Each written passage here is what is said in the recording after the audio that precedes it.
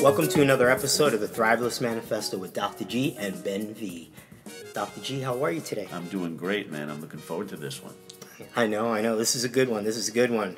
We have a very, very special athlete and friend here today, and just let me give you a little background right now, because the next couple of interviews that Dr. G and I are doing are going to be powerhouses.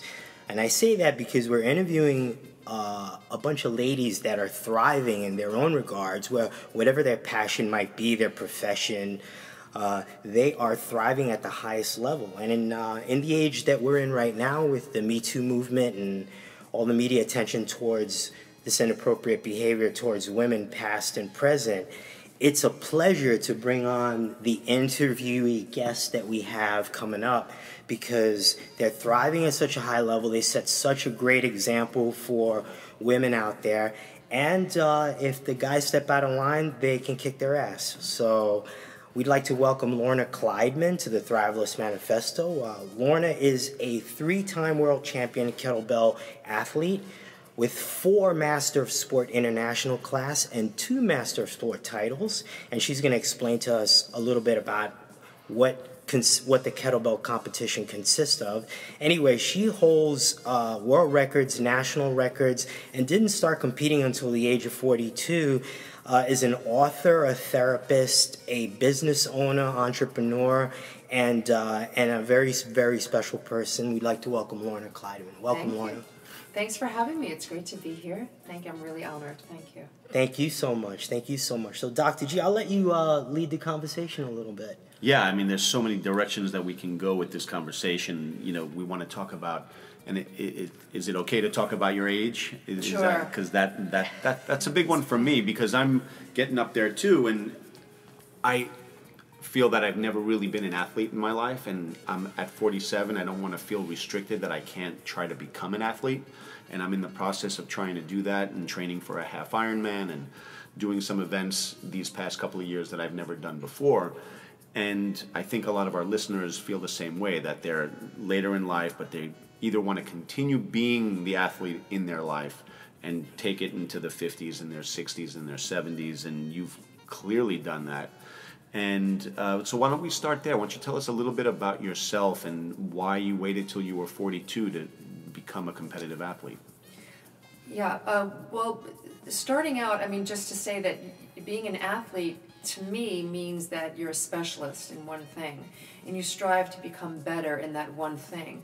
So, you know, there are many people who take fitness classes or do different activities, and they're athletic, but to be an athlete, I think, is to be really specific in your goals and to be committed to getting better in that thing. It started for me so late because as a child, I literally could not run around. Maybe I could run around at recess for 30 seconds or a minute with my fellow classmates. I would play handball. At the school that I went to in grade school, it was mandatory that we play all of the sports. So it was volleyball or softball Where'd or basketball. you grow up, Lorna? In Yonkers, New York. Got it. So I went to this small parochial school, and we had to play at recess, and we played after school. Depending on the season, we played sports, and that was mandatory. I could not, the volleyball wasn't too bad because you're basically standing still and jumping, but basketball was just a running back and forth on the court. I mean, after a minute or so, I'd have my hands on my thighs, hunched over, trying to gasp my breath.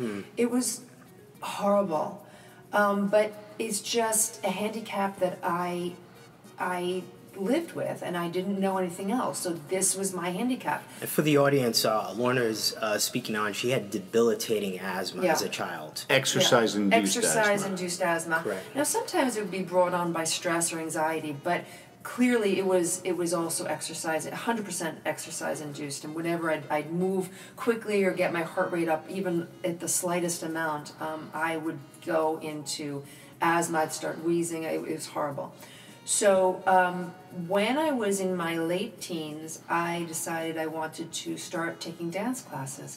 So I started taking jazz and ballet, and I really enjoyed that because I loved focusing on technique. I still do today. That's really the impetus of what I like to do is break something down and get better at it. So it could have been pool, it could have been darts, it could have been archery. I started taking dance classes, and dance worked for me because the teacher demonstrates what's to be done, and then you do it. And so it's a stop and start, which worked, and it didn't really irritate my asthma. So that I did for a few years, and then got kind of tired of that. I didn't, thinking about going to Broadway. No, that's not going to work. I'm not that good. So then I started going to a gym in my late 20s. And I had the first complimentary session with the trainer, and they're showing me how to use the machines. I'm like, okay, this is interesting.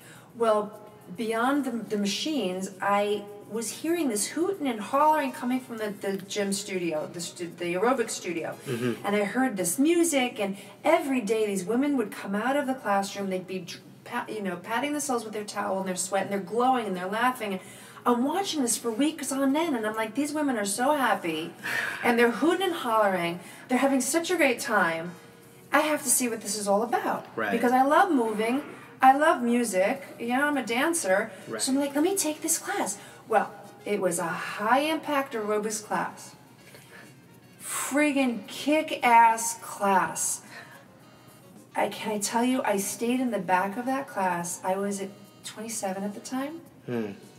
Watching these women in their 40s in the front of the class, traversing the studio, jumping, kicking, hooting and hollering for an hour. I couldn't make it through 90 seconds without pausing and catching my breath. Wow. But I loved it so much. I loved the movement. I loved the teacher. I loved the music. I kept going back. I had my towel, I had my water, and I had an inhaler. And every time I'd pause, I was pumping that inhaler. Well, it wasn't really the way I'm supposed to be using an inhaler, but I was like, give me relief, give me relief. All right, I gotta catch my breath, So it would take me like 30 seconds, 45 seconds to catch my breath. I'd go back, I'm jumping, I'm hooting, I'm enjoying it. I gotta catch my breath. This went on for literally a little over a year. I went 2 or 3 days a week, over a year, and then it took me about 14 months, and then one day I was in the front of the class and I made it through the whole class without stopping. But it took me that long. Wow, that's amazing. Now, were you getting advice from doctors to just avoid, since it was exercise-induced asthma, were doctors telling you to avoid this? Like, were you going against medical advice? They weren't telling me anything about exercise. Okay. They weren't telling me anything. I was just getting my refills for my prescription. Once in a while, if I had bronchitis or something, they'd give me a low-dose prednisone. Now, when I knew I was going to do a hard workout, I would take a low-dose prednisone. But I knew how bad it is for your bones, for your joints, so I really tried to avoid it. But if I needed it, I took it, and it was great. It was like a wonder drug. And prednisone's great, but, I didn't want to take it every day. Then after that, I felt confident with my fitness, and I said, let me try step class. And then I got into yoga, and then I got into, then about a year later, I got into boxing. Interesting. Now, boxing is on a whole different level than aerobics, because you're really getting your heart rate up there, and it's really very ballistic, and wow. So now, again, I'm jumping rope, I'm running stairs, I'm hitting that heavy bag, ridiculously hard, but I loved it. I loved the challenge. Technical for you too. Technical. I was like, how do I do this better? So it wasn't just about how I looked, the aesthetic. I loved the work. Right. I loved the mental aspect of it. But again, it was so hard for my asthma. But it was another way for me to get stronger, to strengthen my lungs, to get used to having my heart rate up there, to getting the endurance. So then boxing took me to another level. Then I was doing boxing classes, really intense boxing classes, for about 5 years. So this is carrying you from your late 20s into your mid-30s. My mid-30s. And then what was your career at that time? I was a massage therapist in Westchester. I had a private practice. That's why I know this Travell book very well, Trigger Points. So I had a private practice. So I'd go see my clients. I had 2 or 3 clients in the morning. I'd go to the gym. I took my classes. And then I had a couple more clients in the afternoon. So I'd have, 5 or 6 clients. Go to their homes. I love them. Some of them are like family, and I keep in touch with them. I know the grandkids. I know the, really, really close relationships. And then I'd go to the gym, either in between clients or in the afternoon or so forth. Then as I got into the boxing, I started jogging for the first time in my life, in my 30s. That's I amazing. started jogging. Right. I started jogging. Again, every time I did a new activity, I'd have to pause. So I would jog half a mile. I have to pause and catch my breath because I couldn't breathe.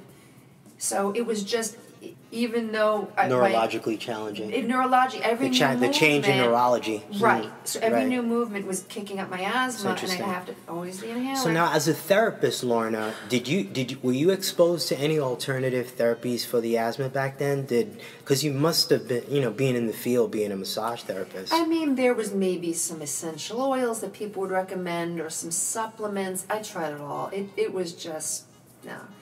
It was hardcore exercise that I had to that made me break through it. Extreme hormesis, or yeah. So that's the only thing that helped is really just working and struggling against it. It was a years-long struggle. One of the best stories I've ever read about exercise-induced asthma that was overcome by somebody is in the biography of Teddy Roosevelt, of all people.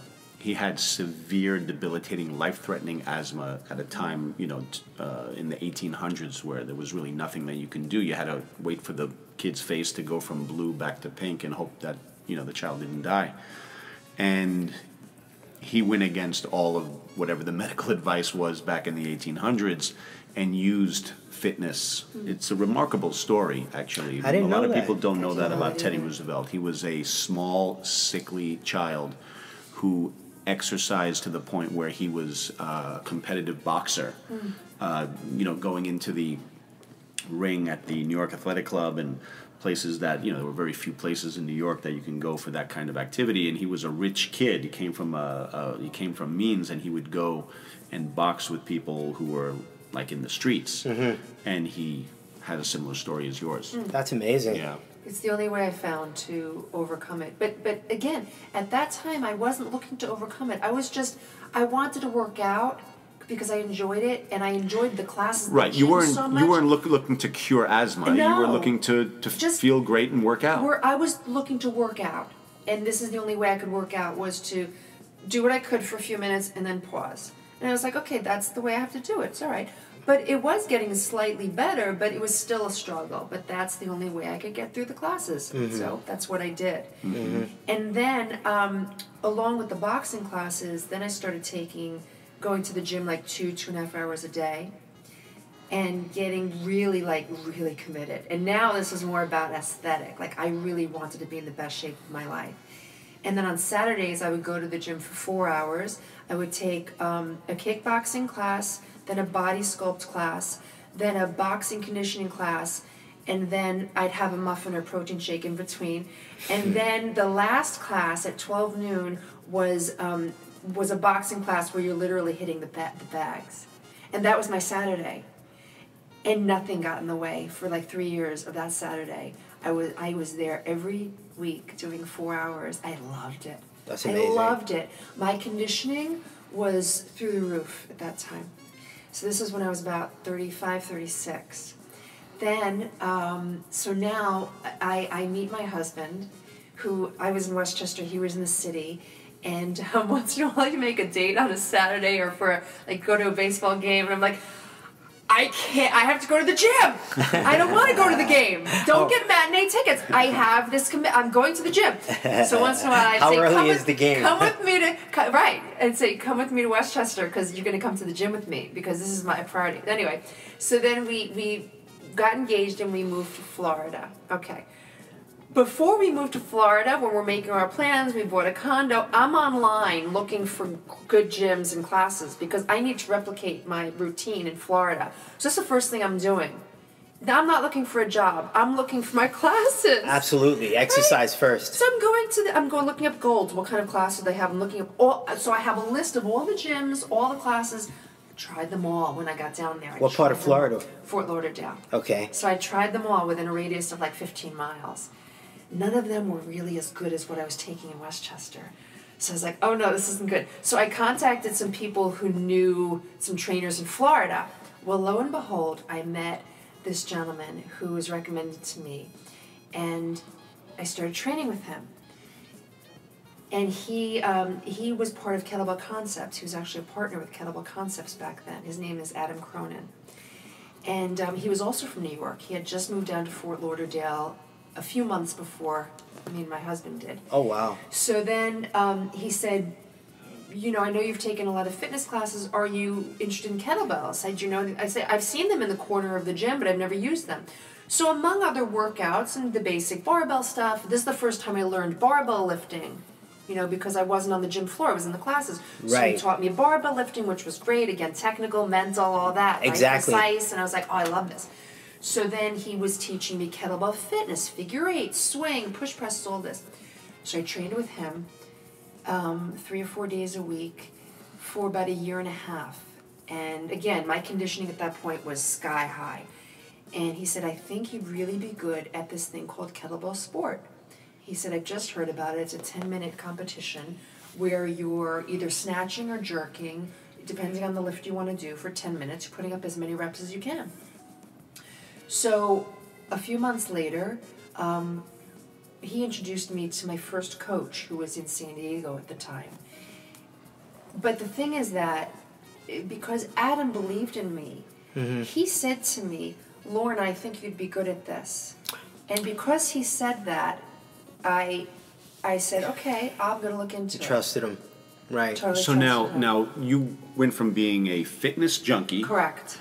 where anything goes as long as the music's good and the having heart's fun. beating fast, you're having fun, the environment's right, to now picking an actual specific sport to train on. Yes. Something you've never done before. Yes. But you feel like you were ready for that. Yes.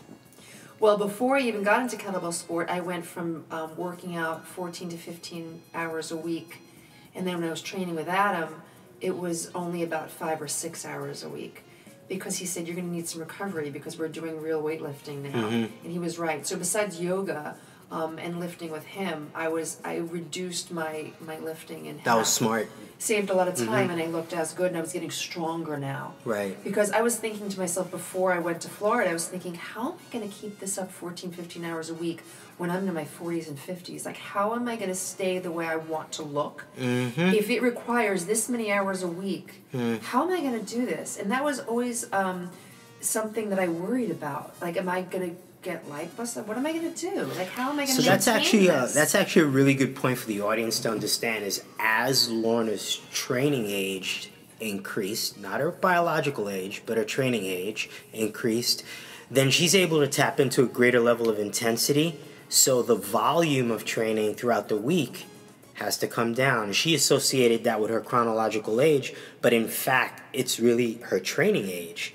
that dictates how much recovery she needs. And it also reveals a common misconception that people have, especially women, about volume of exercise.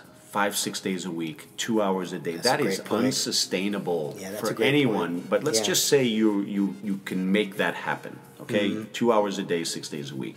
Then the question is that beneficial?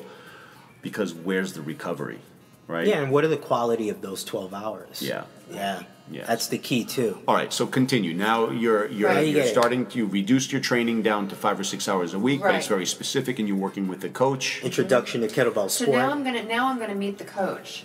So now my husband switched jobs, moved back to New York, which was great. I was very happy about that. I'm still dear friends with Adam. I love him to death. He was one of my first mentors. And again, because he said, I think you'd be good at this, I was like, okay, I'm going to try it. I'm going to do it for you because you believe in me. I'm going to see what this is all about and see what I can do with it. So we're back in New York. Now I fly out to San Diego to meet this Russian coach. And I spend the weekend there training and learning the snatch with the competition kettlebell, which is larger in dimension and a little bit differently shaped than the fitness kettlebells. So I train with him, and he says to me, "I think you'd be good at this. There's an international competition coming up in 8 months." In 8 months. And I said, "Do you think that if I train within 8 months, if I train for the next 8 months, I would do all right in the competition?" He said, "Yeah, I think if you work hard, you could do well." And let me stop you right there. For the audience, explain to the audience within kettlebell sport competition, what is considered a snatch and a jerk, just visually. Okay, so with snatch, you're going to swing the bell. It's a single arm swing. You're going to swing the bell through your legs as if you're doing just single arm swings. But instead of stopping the bell at the chest height, you're going to bring the bell, you're going to follow the trajectory and the momentum all the way up, and then you're going to slip your hand in so that the bell flips over to your wrist, and you push your hand through, and then the arm stacks by your ear. So you have a straight arm with the bell on the back of your wrist, and that's how you get the point. So your arm is straight, the bell is fixated, and your legs are straight. Then what you do is you let it fall into the next pendulum swing, and then you bring it up again. So it's all generated through hip and leg power, some spinal extension, but you're not lifting with your back, you're lifting with the momentum. You're learning, it's very technical, you're lifting with the momentum of the bell and then slipping your hand through as you redirect the momentum to a straight arm, and that's how you get your reps.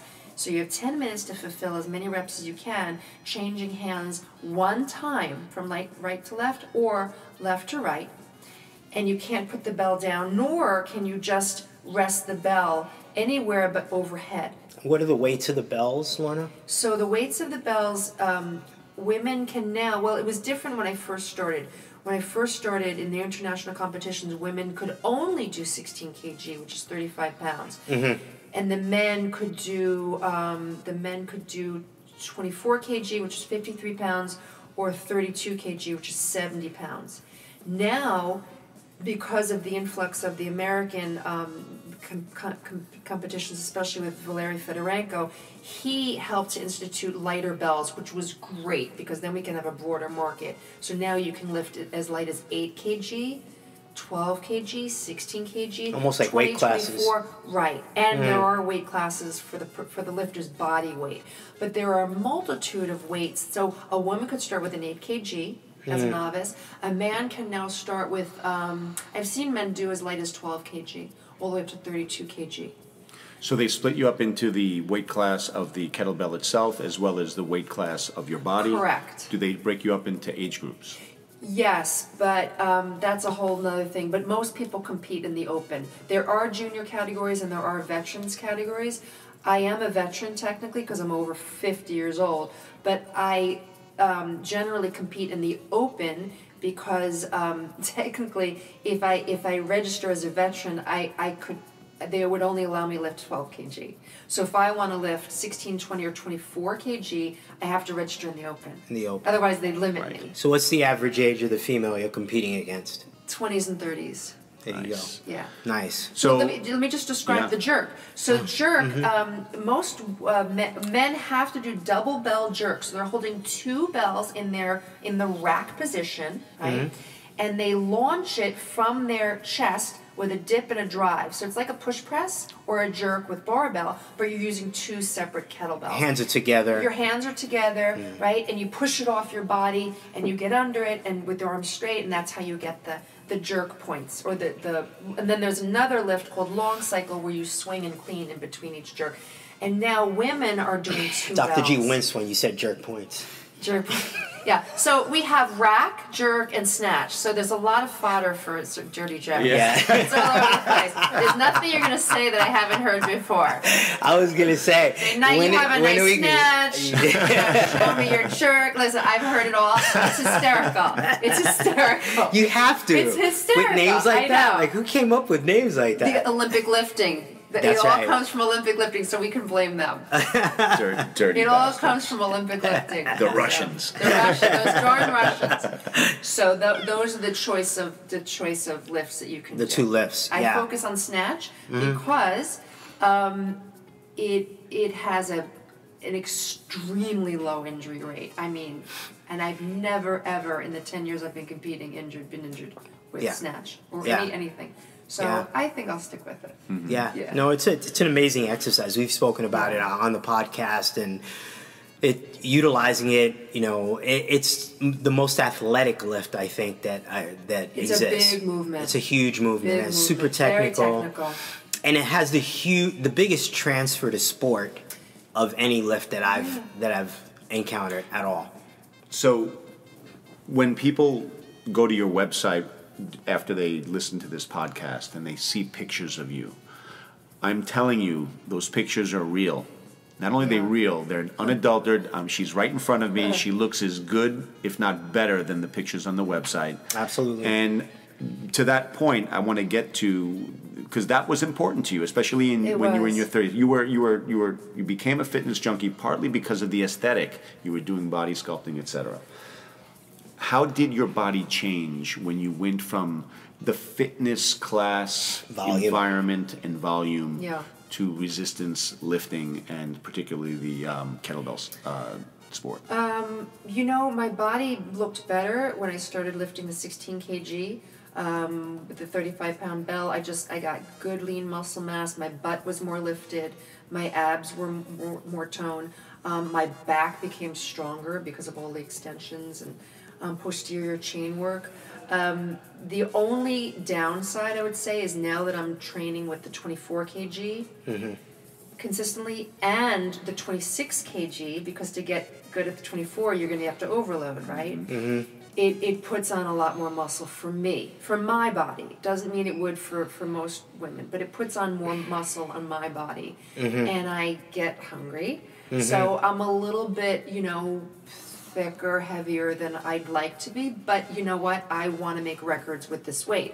Now, at some point, when I retire from the 24 kg and I go back to just lifting the 20 kg and the 16, I'll lose that heft. So that's the only, but it's undulating. Fine. It's fine. It's fine. Right.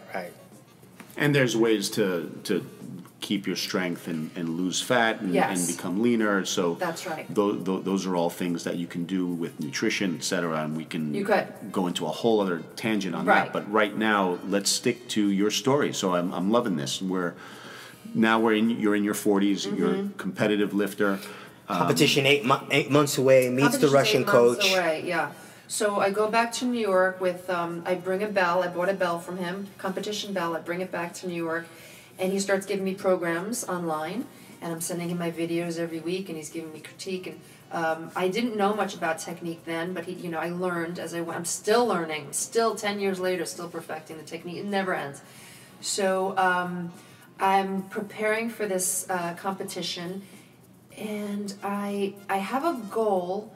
I think it was a goal of 190 reps total for my weight class. And if I got 190 reps in my weight class, which was 63 kg weight class, for this organization, for this international organization, the threshold was 190 reps, and I'd get MSIC, which is Master of Sport International class.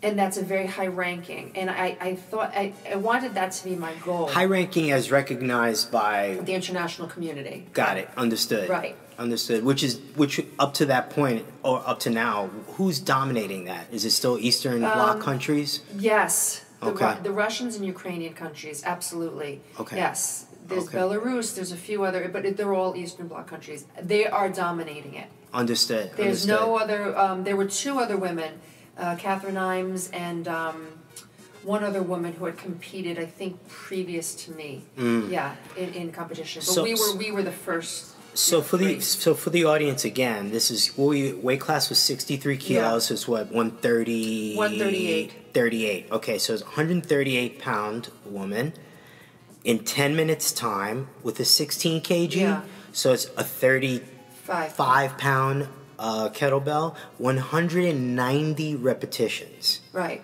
In 10 minutes. Just so in 10 minutes. Just to put it in perspective. Right. That's a 20 rep per minute pace. That's a lot of repetitions with 35 pounds for a 138-pound woman. I just wanted to clarify because I didn't want to glaze over that because it's a lot of reps. It's a lot of repetitions. Do you know how high your heart rate gets during that time? That back then, no, probably into the 160s. I wasn't using a heart rate monitor then, so I don't know. But the conditioning that I had in all those years of previous gym training really helped a lot. I didn't have the grip endurance that I have now. I didn't have the mental capacity I have now. I didn't have different aspects that I've earned, but that conditioning helped me. Yeah. So at the qualifiers, so now about 2 months out from competition is the qualifiers, I made 178.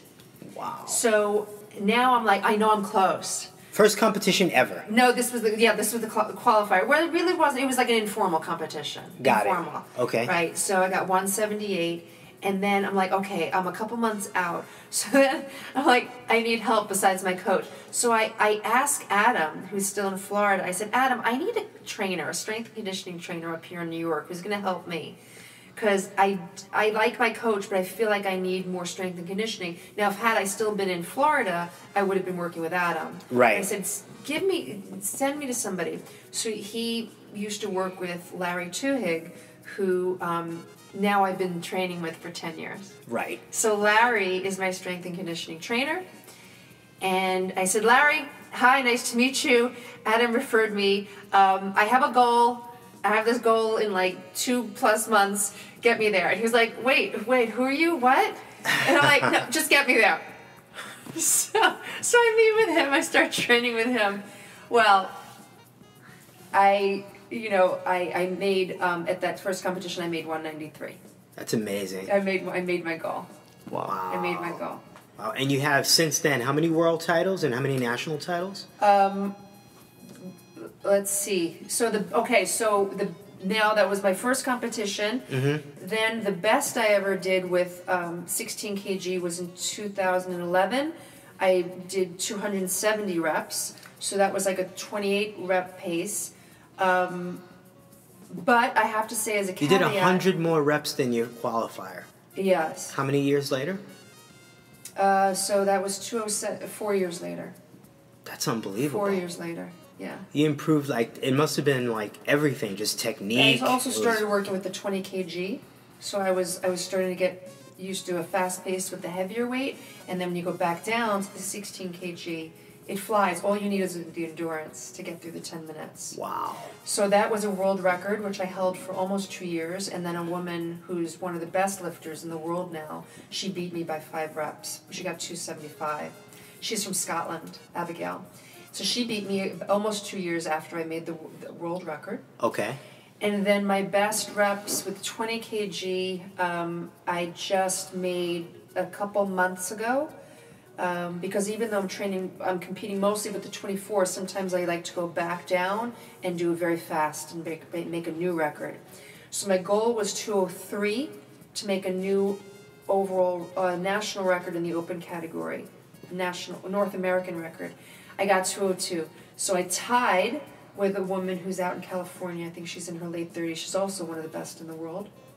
So I tied her at 202. I hope to break that at some point. And then my best with 24 kg in competition is 129 so far, which is a world record in my age category. Yeah, a world record in my age category, over 50 in prevention. So can I ask a question just as it relates to your history growing up, being that sports was not a part of your early childhood or your development? What is your natural competitive nature?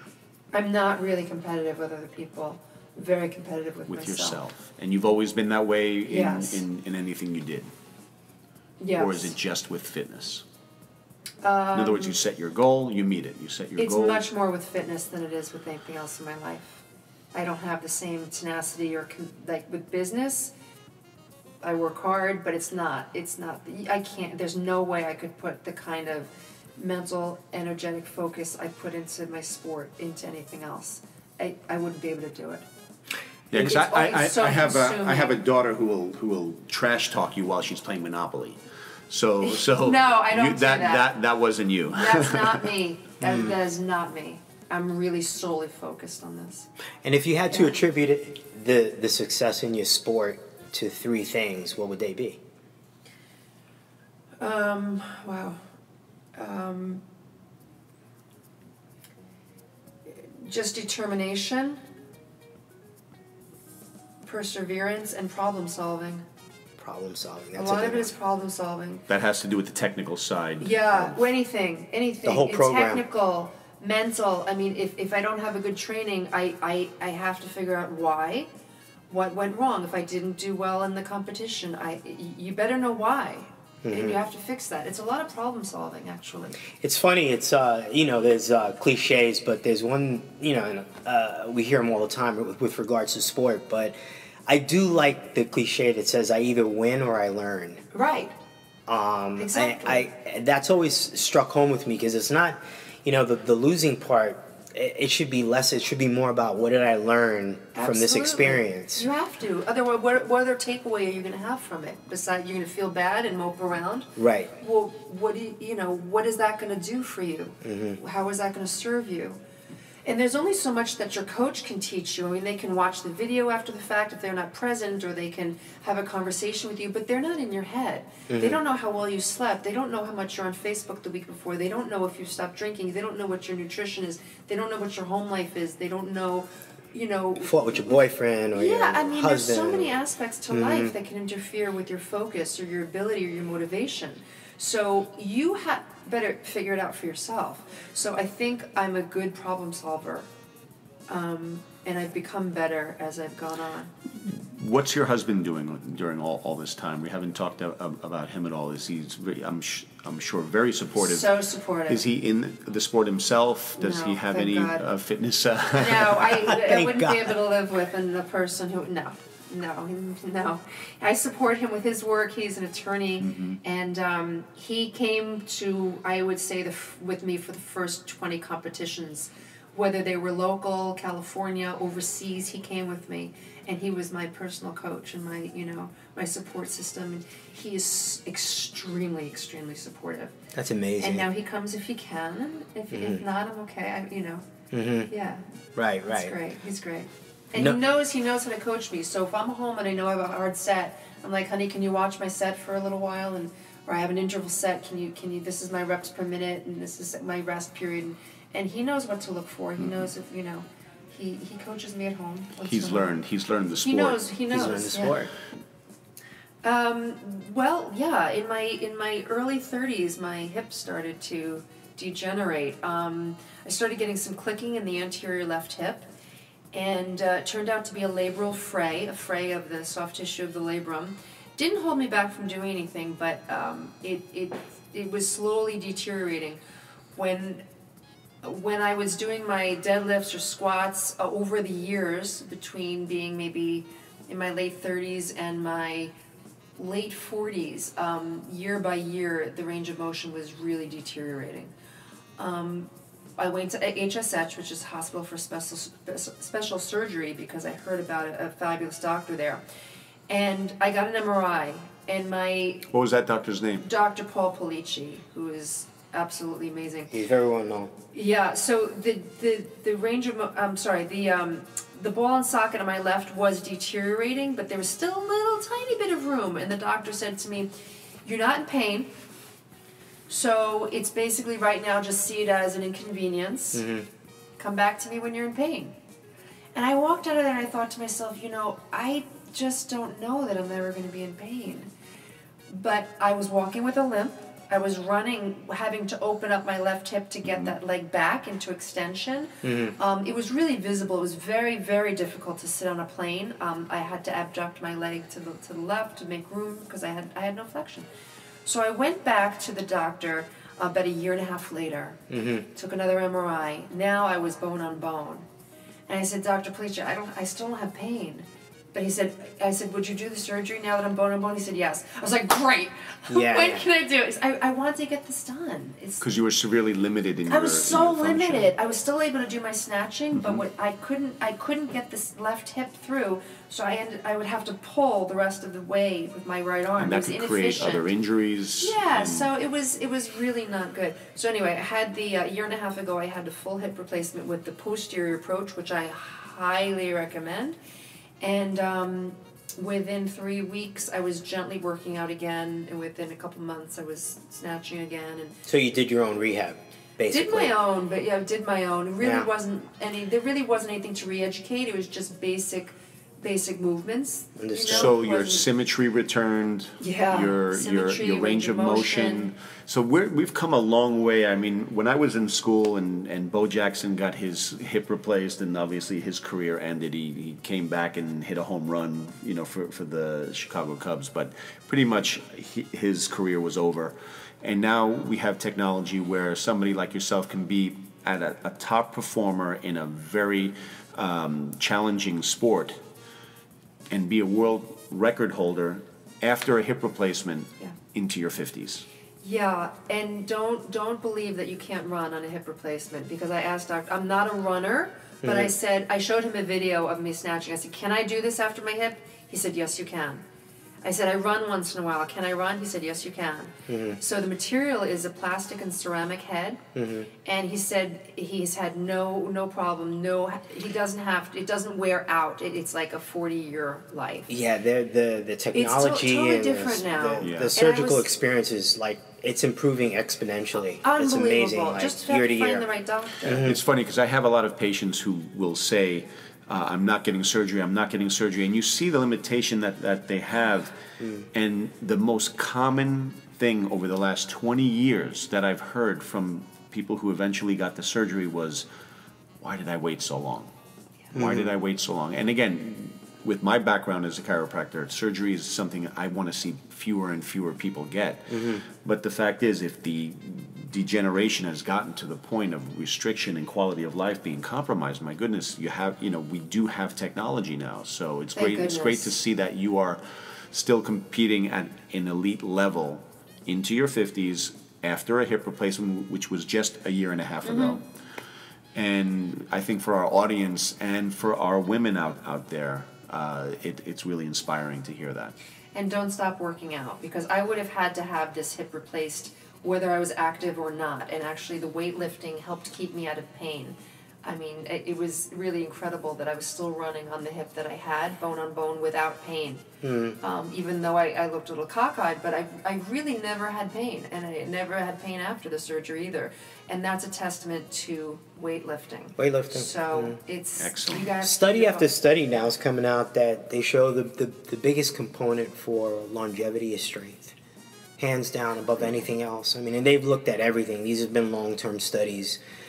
10, 12, 15-year studies, and they've narrowed it down to those that are strong and those that aren't strong. That's what you can link longevity to. That and the ability to get up off the ground by yourself without help.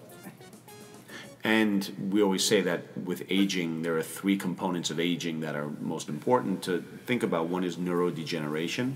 The other one is sarcopenia, which means smaller muscle, and dynopenia, which means weaker muscles. So if you can stave off those 3 things, neurodegeneration, small muscles, and weak muscles, hence weightlifting, neurologically challenging Good procedures. point, Dr. G. If you're training. if you're going to position yourself in a bench and lock your whole body into a position and do presses, that's fine, but you're not demanding on your nervous system a level of energy required that you would have in a 360-degree kind of ground force opposing motion like kettlebells.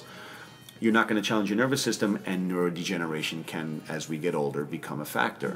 Now, what can you tell us about the history of kettlebells, and why is it local? Why is it so specific to Eastern Europe? What can you tell us Good about question. kettlebells? That's really, it's a big history to it. Dr. G, wait a minute. Well, all right, so I'll try to put this into a nutshell. Weights with handles are not really new. If you go back to the Greek and Roman times in the Olympic Games, they used to use these stones that had holes in them. They were called halters. And they would swing them. They'd create a pendulum and a momentum before they do the broad jump. And then they'd use them to gain distance on the broad jump. So even back in those days, they were using weights with handles. Okay.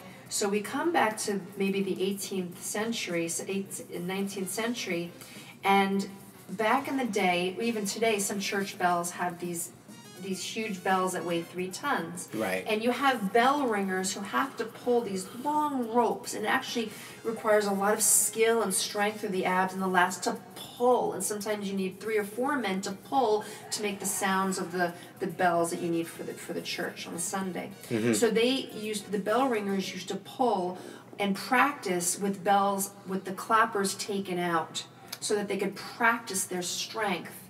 So these clappers were then called dumbbells because it prevented the sound in the bell, right? So the strong men and the athletes in the community would take these discarded dumbbells and use them as lifting tools. That's how the name dumbbell came to be. Isn't that fascinating? There you go. Fascinating. It's so interesting. I did not know that. That's how dumbbell came to be. That's phenomenal. Because of the clappers. Wow. Okay, and so then there's also a story about how these athletes used to take discarded rusty or corroded copper kettles that were no longer used for cooking, Right. and they would place sand or lead shot or water in them, and now these became load adjustable tools that they could swing around, and this became known as a kettlebell. So that's Right, how right. kettlebell. That's where the term came from. Right. And then now the weights that we use today, right, that we call kettlebells, which are the round, globes with a handle, they're also used as weights in Europe, Eastern Europe. So you can still see them today, and you can look them up on the internet, that you'll have a scale and you'll have potatoes and grain or a chicken over here, and they put these little weights, or maybe bigger, and they put them on the other end of the scale. Bounce it out. And these are what the kettlebells look like.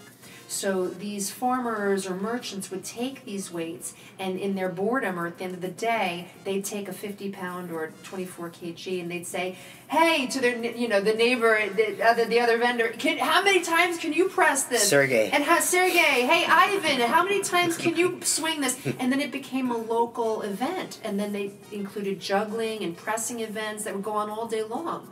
They would have them at the circuses. So this became the kind of the country bumpkin, if you will, Right. kind of sport that came organically from the farmers and the vendors. And to show off their strength. Everybody to wanted show to off be their Every strength culture, prowess, every culture has exactly. their version of the Strong. evolution That's of right. strong men. That's what it was. Yes. And then these farmers or merchants would then pass on these lifts to their sons. And it went down from generation to generation. And then, so it became a pastime in the circuses and at the fairs. And then men would swing or press or carry days and hours on end. And it wasn't until the early 1920s that the commission was formed. It was more later, actually, in the 1900s, that they said, "Okay, let's make this kettlebell sport official. We're going to do 10 minutes with one hand change, unless you're doing jerk, where you go full 10 minutes because you have 2 bells." And then it became an official sport. in the 1920s. A little later. Actually, it was in the 1980s. I'm mistaken. Oh, wow. The Okay. 1920s, kettlebells first came to America. So they weren't used as a sport; they were used for training Fitness, purposes. correct. Yeah, for fitness. Correct. Yeah, because And the Russians there's realized pictures the of old gyms in New York. They had, that's and right. they had kettlebells. And they looked like Those- lackluster. It was all like Jewish immigrants. Yes. And they were Sieg boxing and they were weight training. Correct. In fact, like the beginning of bodybuilding, the early bodybuilding shows would have sometimes 2 or 3 strongman events. So you had to compete in the physique contest, but you also had points that were acquired in the strength division or the strength part of it. So there was a jerk, there was a squat, there might have been a overhead throw, like a toss. But yeah, in the early days of bodybuilding, they had a component of strength. Yeah. Back in like the early 1900s. Yeah.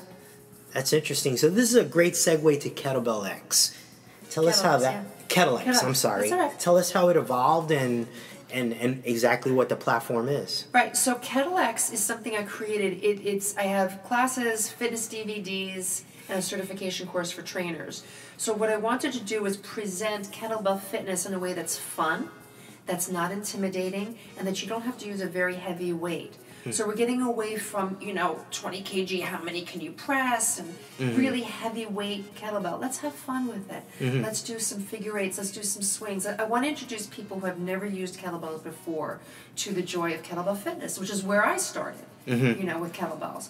which is learning to swing, learning to do different movements, and a lot of movements that I've created that you're not going to see anywhere else. So it's much more than just windmill swings and presses and Turkish get-ups, which is, you know, like you see that everywhere. It's a lot more stuff than that. So Kettle X is the DVDs. I also have a certification course that I've taught at JCC locations, Canyon Ranch, and all of that. It's a lot of fun. It's great. And I use a lot of external cueing, which has been shown to be more effective than internal cueing. So instead of, when you're swinging, instead of saying, squeeze your glutes and straighten your knees, which is an internal cue, it's been shown that external cues are more effective to the performance of the person. So what you're going to say is, drive your legs through the ground, right? Instead of squeeze your glutes. So in terms of performance, whether it's a pro athlete or somebody who's just learning, the external cues are much more effective. Yeah, it changes the focus of where your mind goes completely. That's been scientifically proven. Yeah. So I use that with Kettle X, and in the way I teach trainers is mostly external cue dominant. And it teaches you how to use ground force. Forces. I mean, my issue has always been is that when I see it in the general fitness population, technically it's pretty horrific. So that's been my. But those who know how to utilize the kettlebell as a tool, when it's done properly, that's all you need. Right. That's all you need. Whether you're talking about aerobic conditioning or you're talking about explosive power, ground reaction force, or transfer to many sports, because it really can. Do you find that videos are a good way for people to maybe sit? It's best to have the coach right there in front of you, but do you find the videos effective enough? I mean, have you been able to? I try to make that? my videos effective enough. I add a tutorial, so that before you go into the workout, there's a tutorial where I break down each and every movement. So, and I show what the errors could be so that people can identify them in themselves. Excellent. And then how to do it correctly. So there's a tutorial so that they're not just going into the workout and I'm cueing them. And it's a lot to think about while they're doing the workout. It's a very high cardio workout. It's not, it's very high cardio. So they're going to be really working hard. So I want them to understand how to do the movements before it. So I added a tutorial to each of the DVDs. For the audience, we're going to have a link to the site on the show notes for everyone. Yeah, for sure. And we want to make sure that when you go to the Thrivalistmanifesto.com that you go ahead and download this episode and share it with your friends, subscribe to our podcast, because this is the kind of content that we're going to bring. I don't think there's anybody doing any show with this kind of material coming from Lorna here, especially for our young women. And I mentioned before, I have a couple of daughters, and one of them is particularly a pretty strong athlete.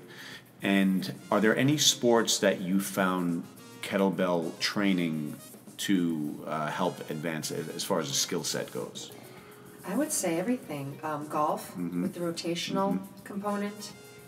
I would say tennis with the stop-start.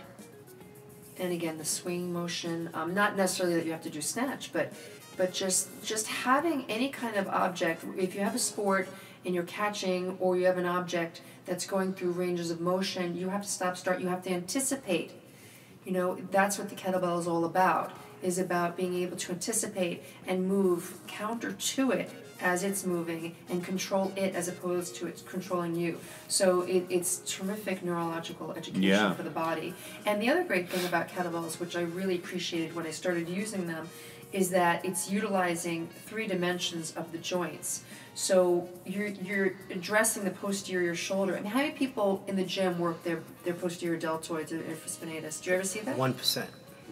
Yeah, if that, right? So they're doing more anterior stuff. They might do some extension work, but they're not addressing the weak point They're muscles. working on what they could see in the mirror. Right. And we have such an epidemic, first of all, of rounded shoulders, kyphosis, weak back muscles, and all of that. And then people have shoulder problems, they don't know why.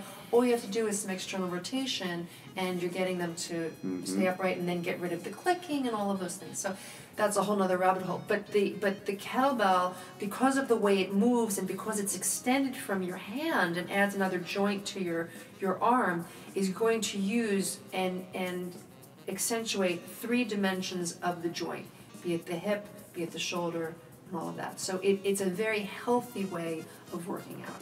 And bringing resistance exercise, especially I think to young teenagers, female teenagers who are athletes, whether they be basketball players or soccer players, they're not typically given that. And there are some injuries that women get far more than boys or men do. And I think resistance exercise like kettlebell, which utilizes ground force, three-dimensional movements, can really make a difference. Yeah, it's just transferable to sport. Injury. I mean, Totally. you're teaching your brain how to deal with 360 degrees And ground force. and ground force and manage your gravity line and your posture, things that we've spoken about. But like I said, a huge transfer, if done correctly, a huge transfer to every sport. So now you're also a yoga practitioner, right? You're also... I love yoga. I love yoga. One day I was in a yoga class doing a triangle pose where one arm was down toward my foot and the other one was reaching up, and I thought, what would it be like to, again, I'm getting back to how can I make this better, right?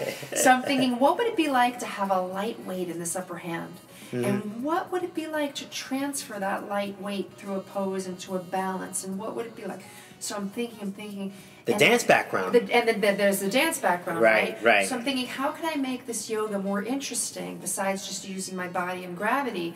So I start playing with a very light weight, like a 5-pound kettlebell, which again, it's adding another joint. It's adding that offset, awkward, kind of resistance, whereas the weight is not centered in your hand. So I'm playing with some movements at home, and I'm thinking, wow, I really like this. So I meet with a woman who is a certified yoga teacher, and she's a former dancer, so she's a choreographer. I was like, okay, come with me. Nice. I want you to help me put this together.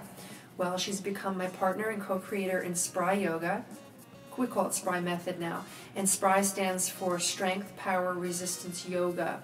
So while it's yoga, we're using a light resistance, unilateral resistance, which again, science has shown to be more effective in core stability, balance, overall joint stability, and awareness. So what you were saying before, just a minute ago, about being, centered over your center of gravity, but finding your plum is what this is all about. And also what we do in Spry with the different movements and the different positions we hold the bell in different postures, whether we're flowing or holding a pose, this unilateral resistance also helps people who are hypermobile to find their true range of motion. I'm not one of those people. I'm not hypermobile. Yeah, neither but am I. people who are, who tend to take yoga because it makes them feel good to be able to go into these really, twisted poses and, You have to decelerate the kettlebell in different positions. So you're only going to decelerate it to where you're supposed to be versus any hypermobility. Where gravity is going to tell you where to stop it. Whereas if you didn't have it, your joint is going to keep going, which isn't good for your tendons and ligaments, right? So that's what we've created in the past year or so, and we have a live certification course for fitness professionals. You don't have to be yoga certified. And we just launched this week an online certification course. Congratulations. Thank you. That's great. Where you're going to submit a video there are a couple quizzes, and you have to submit a couple videos as your practical in order to pass. So that's really a passion of mine now, is the Spry method, and people are responding very, very well to it. So you've created a couple of programs that are either digital or online or video. You have, your website is beautiful. It's very professionally, very well done. And so it seems like in addition to your skill set as an athlete, you're also a bit of an entrepreneur. You have, yeah. As you know, it's not easy. It's not easy at all. If I could get paid as a professional athlete, I'd be doing it. But that's not the way it works. Yeah, Adidas is not knocking down kettlebell master of sport competitors. Not yet. They will be, but I may be retired by that point. They will be. They will be, but not yet. Yeah. But if they did, I'd be doing full time. So the entrepreneurial side of of your personality, of your business. Is that something that you enjoy, or is it really just... I enjoy the creative, I really enjoy the creative Yeah. aspect of it. I really do. And see people light up when they're doing yoga with a lightweight. It sounds that way because there's yeah. it's a big jump to go from, hey, what if I use a little resistance in these poses and come up to let's launch a method with a partner, and that's a huge jump. So you have to have a certain confidence in the idea and your business acumen to. It is. It's a big leap of faith, but I figured I'll go all in and see how it goes, and I believe in it. Mary believes in it.